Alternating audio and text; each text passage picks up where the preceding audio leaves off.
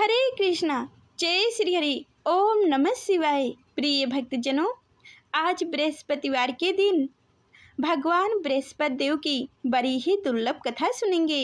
इस कथा को सुनने से भक्तों की भगवान बृहस्पति देव की कृपा से सारी मनोकामनाएं पूर्ण हो जाती है। तो आइए कथा को सुनते हैं। बड़ी ही श्रद्धा और प्रसन्नचित मन से इस कथा को सुनिएगा। भारतवर्ष में एक प्रतापी और दानी राजा राज्य करता था। वह नित्य गरीबों और ब्राह्मणों की सहायता करता था। यह बात उसकी रानी को अच्छी नहीं लगती थी। वह ना ही गरीबों को दान देती, ना ही भगवान का पूजन करती थी और राजा को भी दान देने से मना किया करती थी।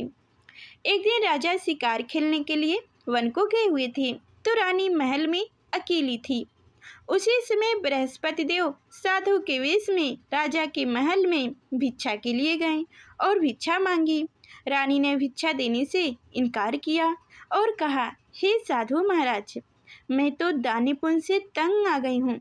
मेरा पति सारा धन लुटाते रहते हैं। मेरी इच्छा है कि हमारा धन नष्ट हो जाए, फिर न रहेगा बांस, न बाजेगी बांसुरी। साधु ने कहा, देवी, तुम तो बड़ी विचित्र हो। धन संतान तो सभी चाहते हैं, पुत्र और लक्ष्मी तो पापी के घर भी होनी चाहिए।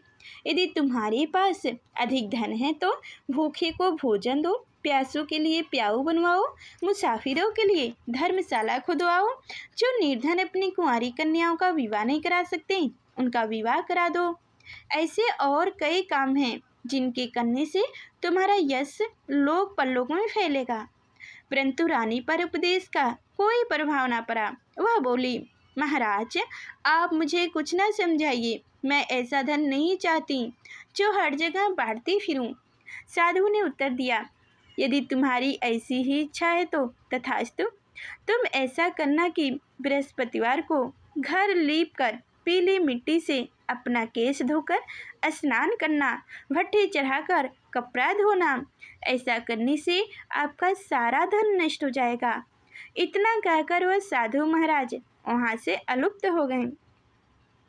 साधु के अनुसार कई बातों को पूरा करते हुए रानी को केवल 3 बृहस्पतिवार बीते थे कि उनकी समस्त धन संपत्ति नष्ट हो गई। भोजन के लिए राजा का परिवार तरसने लगा। तब एक दिन राजा ने रानी से बोला कि हे रानी, तुम यहीं रहो, मैं दूसरे देश को जाता हूँ, क्योंकि यहाँ पर सभी लोग मुझे जानते हैं, इसलिए मैं कोई छोटा कार्य नहीं कर सकता। ऐसा कहकर राजा परदेश चला गया। वहाँ वह जंगल से लकड़ी काट कर लाता और शहर में बेचता। इस तरह वह अपना जीवन व्यतीत करने लगा। इधर राजा के परदेश जाते ही रानी और दासी दुखी रहने लगी। एक बार जब रानी और दासी को 7 दिन तक बिना भोजन के रहना पड़ा तो रानी ने अपनी दासी से कहा, हे दासी, पासी के नगर में मेरी बहन रहती है। वह बड़ी धनवान है, तो उसके पास जा और कुछ ले आ, ताकि थोड़ी बहुत गुजर बसर हो जाए। दासी रानी की बहन के पास गई। उस दिन गुरुवार था और रानी की बहन उसमें बृहस्पतिवार की व्रत की कथा सुन रही थी। दासी ने रानी की बहन को अपनी रानी का संदेश दिया, लेकिन रानी की बड़ी बहन ने कोई उत्तर ही नहीं दिया। जब दासी को रानी की बहन से कोई उत्तर नहीं मिला तो वह बहुत दुखी हुई और उसे क्रोध भी आया। दासी ने वापस आकर रानी को सारी बात बता दी। सुनकर रानी ने अपने भाग्य को कोसा। उधर रानी की बहन ने सोचा कि मेरी बहन की दासी आई थी, परंतु मैं उससे नहीं बोली, इससे वह बहुत दुखी हुई होगी। कथा सुनकर और पूजन समाप्त करके वह अपनी बहन के घर आई और कहने लगी, हे बहन, मैं बृहस्पतिवार का व्रत कर रही थी।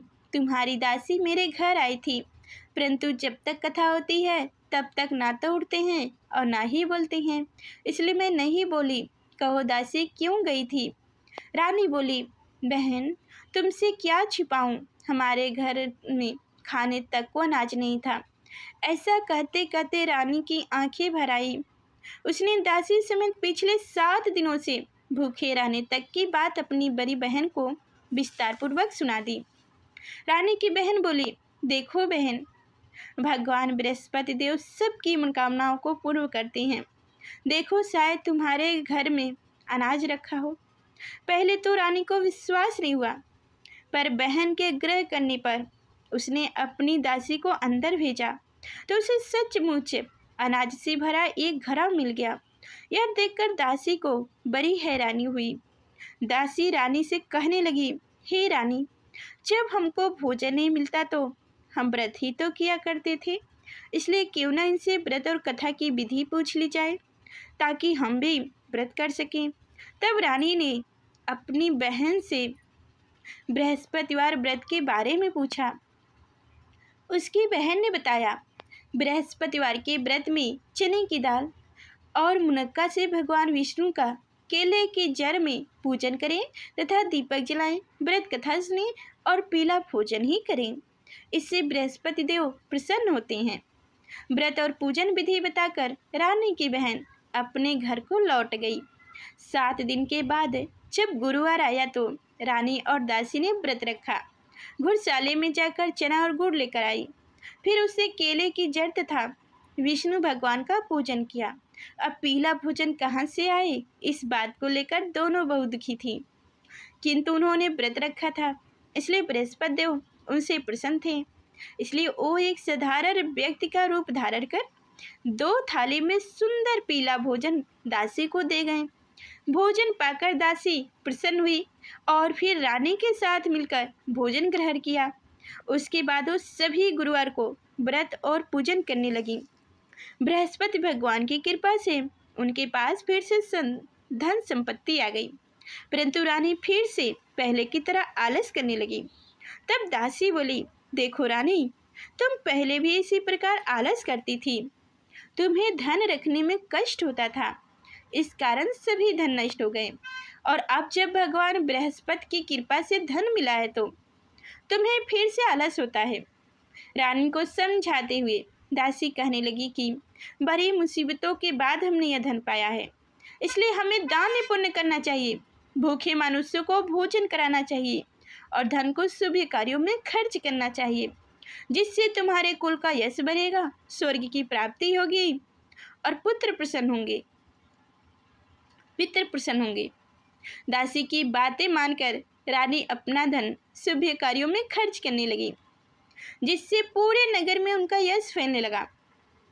एक दिन राजा दुखी होकर जंगल में एक पेड़ के नीचे आसन जमा कर बैठ गए। वह अपनी दशा को याद करके व्याकुल होने लगे। बृहस्पतिवार का दिन था। एकांत उसने देखा कि निर्जन वन में एक साधु प्रकट हुए। वह साधु वेश में स्वयं बृहस्पति देवता थे। लकड़हारे के सामने आकर बोले, हे लकड़हारे, इस सुनसान जंगल में तू चिंता मंग क्यों बैठा है?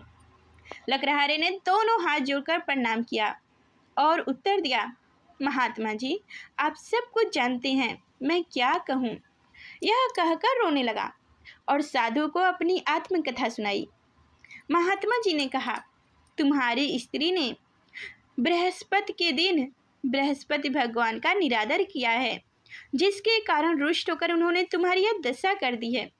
अब तुम चिंता को दूर करके मेरे कहने पर चलो तो तुम्हारे सब कष्ट दूर हो जाएंगे और भगवान पहले से भी अधिक संपत्ति देंगे। तुम बृहस्पति के दिन कथा किया करो, 2 पैसे के चना मुनक्का लाकर उसका प्रसाद बनाओ और शुद्ध जल से लोटे में शक्कर मिलाकर अमृत तैयार करो।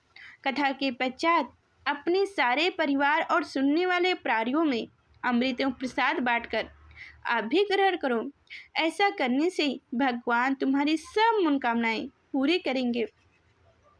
साधु के ऐसे वचन सुनकर लकड़हारा बोला, हे प्रभु, मुझे लकड़ी बेचकर इतना पैसा नहीं मिलता जिससे भोजन के उपरांत कुछ भी बचा सकूं। मैंने रात्रि में अपनी स्त्री को व्याकुल देखा है, मेरे पास कुछ भी नहीं जिससे मैं उनकी खबर मांग सकूं। साधु ने कहा, हे लकड़हारे, तुम किसी बात की चिंता मत करो। बृहस्पति के दिन तुम रोजाना की तरह लकड़ियाँ लेकर शहर को जाओ। तुमको रोज से दोगुना धन प्राप्त होगा, जिससे तुम भली भांति भोजन कर लोगे तथा बृहस्पति देव की पूजा का सामान भी ला लोगे। इतना कहकर साधु अंतर ध्यान हो गए। धीरे धीरे समय व्यतीत होने पर फिर वही बृहस्पतिवार का दिन आया। लकड़हारा जंगल से लकड़ी काटकर किसी शहर में बेचने गया। उसे उस दिन और दिनों से अधिक पैसा मिला। राजा ने चना गुड़ आदि लाकर गुरुवार का व्रत किया। उस दिन से उनके सभी कलेश दूर हुए। परंतु जब दोबारा गुरुवार का दिन आया तो बृहस्पतिवार का व्रत करना भूल गया। इस कारण बृहस्पति भगवान नाराज हो गए। उस दिन उस नगर के राजा ने विशाल यज्ञ का आयोजन किया तथा शहर में यह घोषणा करवा दी कि कोई भी मनुष्य अपने घर में भोजन न बनाए, न आग जलवाए। समस्त जनता मेरे यहाँ भोजन करने आए। इस आज्ञा को जो नहीं मानेगा उसे फांसी की सजा दी जाएगी। इस तरह की घोषणा संपूर्ण नगर में करवा दी गई।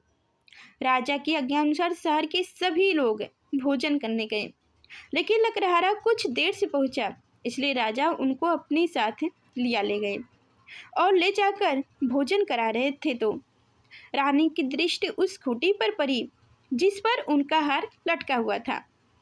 वह वहां पर दिखाई नहीं दिया। रानी ने निर्णय किया कि मेरा हार इस मानुष ने चुरा लिया है। उसी समय सिपाहियों को बुलाकर उसको कारागार में डलवा दिया गया। जब लकड़हारा कारागार में पड़ गया और बहुत दुखी होकर विचार करने लगा कि ना जाने कौन से पूर्व जन्म के कर्म से मुझे यह दुख प्राप्त हुआ है, और उसी साधु को याद करने लगा जो कि जंगल में मिला था। उसी समय तत्काल बृहस्पति देव साधु के रूप में प्रकट हुए और उसकी दशा को देखकर कहने लगे, अरे मूर्ख है, तूने बृहस्पति देव की कथा नहीं करी, इस कारण तुझे दुख प्राप्त हुआ है। अब चिंता मत कर। बृहस्पतिवार के दिन कारागार के दरवाजे पर 4 पैसे मिले पड़ेंगे। उनसे तो बृहस्पति देव की पूजा करना, तेरे सभी कष्ट दूर हो जाएंगे। बृहस्पति के दिन उसे 4 पैसे मिले। लकड़हारा ने कथा कही। उसी रात्रि को बृहस्पति देव ने उस नगर के राजा को स्वप्न में कहा, हे राजा, तुमने जिस आदमी को कारागार में बंद कर दिया है वह निर्दोष है, वह राजा है, उसे छोड़ देना। रानी का हार उसी खूंटी पर लटका है। अगर तू ऐसा नहीं करेगा तो मैं तेरे राज्य को नष्ट कर दूंगा। इस तरह रात्रि के स्वप्न को देखकर राजा प्राप्त काल उठा और खूंटी पर हार देखकर लकड़हारे को बुलाकर क्षमा मांगी तथा लकड़हारे को योग्य सुंदर वस्त्र आभूषण देकर विदा कर दिया। बृहस्पति देव की आज्ञा अनुसार लकड़हारा अपने नगर को चल दिया। राजा जब अपने नगर के निकट पहुंचा तो उसे बड़ा आश्चर्य हुआ। नगर में पहले से अधिक बाग, तालाब, कुआं तथा बहुत सी धर्मशाला, मंदिर आदि बन गई है। राजा ने पूछा, यह सब किसका बाग और धर्मशाला है? तब नगर के सब लोग कहने लगे कि यह सब रानी और दासी के हैं। तो राजा को आश्चर्य हुआ और गुस्सा भी आया। जब रानी ने यह खबर सुना कि राजा आ रहे हैं तो उन्होंने दासी से कहा कि हे दासी, देख राजा हमको कितनी बुरी हालत में छोड़ गए थे। हमारी ऐसी हालत देखकर वह लौट न जाए, इसलिए तू दरवाजे पर खड़ी हो जा। आज्ञा अनुसार दासी दरवाजे पर खड़ी हो गई। राजा आए तो उन्हें अपने साथ लिया लाई। तब राजा ने क्रोध करके अपनी रानी से पूछा कि यह धन तुम्हें कैसे प्राप्त हुआ है? तब उन्होंने कहा, हमें यह सब धन बृहस्पति देव के इस व्रत के प्रभाव से प्राप्त हुआ है। राजा ने निर्णय किया कि 7 रोज बाद तो सभी बृहस्पति देव का पूजन करते हैं, परंतु मैं प्रतिदिन दिन में 3 बार कहानी तथा रोज व्रत किया करूँगा। अब हर समय राजा के दुपट्टे में चने की दाल बधी रहती तथा दिन में 3 बार कहानी कहता। एक रोज राजा ने विचार किया कि चलो अपनी बहन के यहाँ हो आऊँ। इस तरह निर्णय कर राजा घोड़े पर सवार होकर अपनी बहन के यहाँ को चलने लगा। मार्ग में उसने देखा कि कुछ आदमी एक मुर्दे को ले जा रहे हैं। उन्हें रोककर राजा कहने लगा, अरे भाइयों, मेरी बृहस्पति देव की कथा सुन लो। वो बोले, लो हमारा तो आदमी मर गया है, इसकी अपनी कथा की परी है। परंतु कुछ आदमी बोले, अच्छा कहो, हम तुम्हारी कथा भी सुनेंगे। राजा ने दाल निकाली और जब कथा कहानी शुरू कर दी। जब कथा आधी हुई कि मुर्दा हिलने लगा और जब कथा समाप्त हो गई तो राम राम करके मानुस उठकर खड़ा हो गया। फिर राजा आगे मार्ग में चलने लगा। आगे मार्ग में उसे एक किसान खेत में हल चलाता मिला। राजा ने उसे देखा और उससे बोला, अरे भैया, तुम मेरी बृहस्पतिवार की कथा सुन लो। किसान बोला, जब तक मैं तेरी कथा सुनूंगा तब तक 4 हरवे जोत लूंगा। चाहे अपनी कथा किसी और को सुनाना। इस तरह राजा आगे चलने लगा। राजा के हटते ही बैल पिछाड़ खाकर गिर गए तथा किसान के पेट में बड़ी जोर से दर्द होने लगी। उस समय उसकी माँ रोटी लेकर आई। उसने जब यह देखा तो अपने पुत्र से सब हाल पूछा और बेटे ने सभी हाल कह दिया। तो बुढ़िया दौड़ी दौड़ी उस घोड़सवार के पास गई और उससे बोली कि मैं तेरी कथा सुनूंगा, अपनी कथा मेरे खेत पर चलकर ही कहना। राजा ने बुढ़िया के खेत पर जाकर कथा कही, जिसके सुनते ही वह बैल उठ खड़े हुए तथा किसान के पेट का दर्द भी बंद हो गया। अब राजा अपनी बहन के घर पहुंचा। बहन ने भाई की खूब मेहमानी की। दूसरे रोज प्राप्त काल राजा जगा तो वह देखने लगा कि सब लोग भोजन कर रहे हैं। राजा ने अपनी बहन से कहा, ऐसा कोई मनुष्य है जिसने भोजन न किया हो, मेरी बृहस्पतिवार की कथा सुन ले। बहन बोली, हे भैया, यह देश ऐसा ही है कि पहले यहाँ के लोग भोजन करते हैं, बाद में अन्य काम करते हैं। अगर कोई पड़ोस में हो तो देख आती हूँ। वह ऐसा कहकर देखने चली गई, परंतु उसे कोई ऐसा व्यक्ति नहीं मिला जिसने भोजन न किया हो। अंत वह उस कुम्हार के घर गई जिसका लड़का बीमार था। उसे मालूम हुआ कि उनके यहाँ 3 रोज से किसी ने भोजन ही नहीं किया है। रानी ने अपने भाई की कथा सुनने के लिए कुम्हार से कहा। वह तैयार हो गए। राजा ने जाकर बृहस्पतिवार की कथा कही, जिसको सुनकर उनका लड़का ठीक हो गया। अब तो राजा की प्रशंसा होने लगी। एक रोज राजा ने अपनी बहन से कहा कि हे बहन, हम अपने घर को जाऊंगा, तुम भी तैयार हो जाओ। राजा की बहन ने अपनी सास से कहा। सास ने कहा, हाँ चली जा, परंतु अपने लड़कों को मत ले जाना, क्योंकि तेरे भाई के कोई औलाद नहीं है। बहन ने अपने भाई से कहा, हे भैया, मैं तो चलूंगी, पर कोई बालक नहीं जाएगा। राजा बोला, जब कोई बालक नहीं चलेगा तब तुम ही क्या करोगी। बड़ी दुखी मन से राजा अपने नगर को लौट आया। राजा ने अपनी रानी से कहा, हम निर्वंशी हैं, हमारा मुंह देखने का धर्म नहीं है, और कुछ भोजन आदि नहीं किया, सिंह पर लेट गया। रानी बोली, हे प्रभु, बृहस्पति देव ने हमें सब कुछ दिए हैं, वो हमें औलाद अवश्य देंगे। उसी रात्र को बृहस्पति देव ने राजा से स्वप्न में कहा, हे राजा, उठ, सभी सोच त्याग दे, तेरी रानी गर्भवती है। राजा की यह बातें सुनकर बड़ी खुशी हुई। 9वें महीने में उनके गर्भ से एक सुंदर कन्या पुत्र पैदा हुआ। तब राजा बोला, हे रानी, स्त्री बिना भोजन के रह सकती है, पर बिना कहे नहीं रह सकती। जब मेरी बहन आए तो मुझसे कुछ मत कहना। रानी ने सुनकर हाँ कर दिया। जब राजा की बहन ने यह शुभ समाचार सुना तो वह बहुत खुश हुई तथा बधाई लेकर अपने भाई की यहाँ आई। तभी रानी ने कहा, घोड़ा चढ़कर तो नहीं आई, गधा चढ़कर आई। राजा की बहन बोली, भाभी, मैं इस प्रकार न कहती तो तुम्हें औलाद कैसी मिलती। बृहस्पति देव ऐसे ही हैं, जैसी जिनके मन में मनोकामनाएं हैं सभी को पूर्ण करते हैं। जो सदा भावपूर्वक बृहस्पतिवार का व्रत करते हैं एवं कथा पढ़ते सुनते हैं, दूसरों को सुनाते हैं, बृहस्पति देव उनकी सभी मनोकामनाएं पूर्ण करते हैं।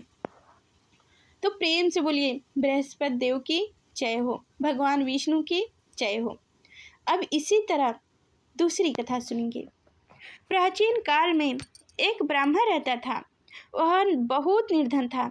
उसके कोई संतान नहीं थी। उसकी स्त्री बहुत मलिनता के साथ रहती थी।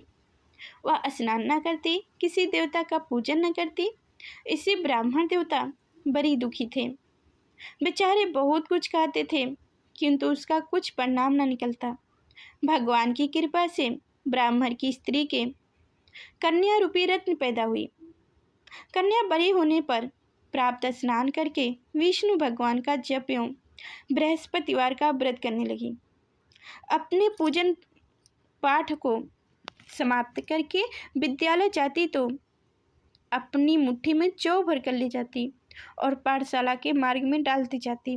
तब वो जब स्वर्ग के हो जाते यानी कि सोने के हो जाते थे तो लौटते समय उनको बीनकर घर ले आती थी। एक दिन वह बालिका सूप में उन सोने के जौ को फटक कर साफ कर रही थी कि उसके माता ने देख लिया और कहा, हे बेटी, सोने के जौ के लिए सोने का सूप भी तो होना चाहिए। दूसरे दिन बृहस्पतिवार था। इस कन्या ने व्रत रखा और बृहस्पति देव से प्रार्थना करके कहा, हे भगवान बृहस्पति देव, अगर मैंने आपकी पूजा सच्चे मन से की हो तो मेरे लिए सोने का सूप दे दो। बृहस्पति देव ने उसकी प्रार्थना स्वीकार कर ली। रोजाना की तरह वह कन्या जौ फैलाती हुई जाने लगी। तब लौटकर जौ बीन रही थी तो बृहस्पति देव की कृपा से सोने का सूप मिला। उसे वह घर ले आई और उसमें जौ साफ करने लगी, परंतु उसकी माँ का वही ढंग रहा। एक दिन की बात है कि वह कन्या सोने के सूप में जौ साफ कर रही थी। उस समय यह शहर का राजपूत वहां से होकर निकला। इस कन्या के रूप और कार्य को देखकर मोहित हो गया तथा अपने घर आकर भोजन तथा जल त्याग कर उदास होकर लेट गया। राजा को इस बात का पता लगा तो अपने प्रधानमंत्री के साथ उसके पास गया और बोले, हे बेटा, तुम्हें किस बात का कष्ट है? किसी ने अपमान किया है अथवा और कोई कारण हो तो कहो, मैं वही कार्य करूँगा जिससे तुम्हें प्रसन्नता हो। अपने पिता की राजकुमार ने बातें सुनी तो वह बोला, मुझे आपकी कृपा से किसी बात का दुख नहीं है, किसी ने अपमान भी नहीं किया है, परंतु मैं उस लड़की से विवाह करना चाहता हूँ जो सोने के सूप में जौ साफ कर रही थी। यह सुनकर राजा आश्चर्य में पड़ गया और बोला, हे बेटा, इस तरह की कन्या का पता तुम ही लगाओ, मैं उसके साथ तेरा विवाह अवश्य ही करा दूंगा। राजकुमार ने उस लड़की की घर का पता बतलाया। तब मंत्री उस लड़की के घर गए और ब्राह्मण देवता को सभी हाल बतलाया। ब्राह्मण देवता राजकुमार के साथ अपनी कन्या का विवाह करने के लिए तैयार हो गए तथा विधि विधान के अनुसार ब्राह्मण की कन्या का विवाह राजकुमार के साथ हो गया। कन्या के घर से जाते ही पहले की बात उस ब्राह्मण देवता के घर में गरीबी का निवास हो गया। अब भोजन के लिए भी अन्न बड़ी मुश्किल से मिलता था। एक दिन दुखी होकर ब्राह्मण देवता अपनी पुत्री के पास गए। बेटी ने पिता की दुखी अवस्था को देखा और अपनी माँ का हाल पूछा। तब ब्राह्मण ने सभी हाल कहा। कन्या ने बहुत सा धन देकर अपने पिता को विदा कर दिया। इस तरह ब्राह्मण का कुछ समय सुखपूर्वक व्यतीत हुआ। कुछ दिन बाद फिर वही हाल हो गया। ब्राह्मण फिर अपनी कन्या के यहाँ गए और सारा हाल कहें तो लड़की बोली, हे पिताजी, आप माताजी को यहाँ लिया लाओ, मैं उसे वह विधि बता दूंगा जिससे गरीबी दूर हो जाएगी। वह ब्राह्मण देवता अपनी स्त्री को साथ लेकर पहुँचे तो अपनी माँ को समझाने लगी, हे माँ, तुम प्रातः काल प्रथम स्नान आदि करके विष्णु भगवान का पूजन करो तो सब दरिद्रता दूर हो जाएगी। परंतु उसकी माँ ने एक भी बात नहीं मानी और प्रातः काल उठकर अपनी पुत्री के बच्चों की जूठन को खा लिया करती थी। इससे उसकी पुत्री को भी बहुत गुस्सा आया और एक रात को कोठरी से सभी सामानें निकाल दिया और अपनी माँ को उसमें बंद कर दिया। प्रातः काल कोठरी से निकाला तथा स्नान आदि कराकर पूजा पाठ करवाया तो उसकी माँ की बुद्धि ठीक हो गई और अब फिर प्रत्येक बृहस्पतिवार को व्रत रखने लगी। इस व्रत के प्रभाव से उसके माँ बाप बहुत ही धनवान और पुत्रवान हो गए और बृहस्पति जी के प्रभाव से इस लोक के सुख भोग कर स्वर्ग को प्राप्त हुए। तो प्रेम से बोलिए भगवान विष्णु की जय हो। जैसी सच्ची भावना से राजा और रानी ने ब्राह्मणी ने उनकी बेटी ने भगवान बृहस्पति देव की कथा का गुणगान किया, उनका व्रत किया, पूजन किया, तो उनकी सभी इच्छाएं बृहस्पति देव जी ने पूरी की थी। इसलिए पूरी कथा सुनने के बाद प्रसाद लेकर जाना चाहिए। हृदय से उनका मनन करते हुए जय जयकार बोलना चाहिए। तो प्रेम से बोलिए, बृहस्पति देव की जय हो, भगवान विष्णु की जय हो। तो प्रिय भक्तगणों, उम्मीद करती हूँ कि आज की हमारी कथाएं आप सभी को अच्छी लगी होगी। तो लाइक कर चैनल को सब्सक्राइब करें। फिर मिलते अगले नेक्स्ट वीडियो में। तब तक के लिए धन्यवाद।